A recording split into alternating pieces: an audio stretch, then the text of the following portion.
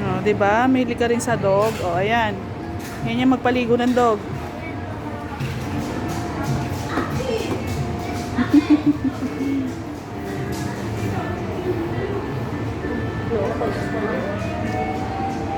Ayan na, para ano siya.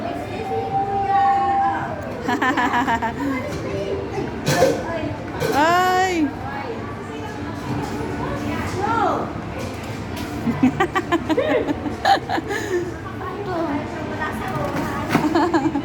Yan, dami mani-mani.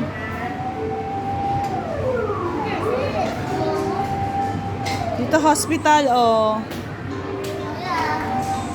Kitchen, ang hilig mo namang mag-cook. Ha? Luluto mo po, gulay. Ay, yung bibi, oh, dami gulay.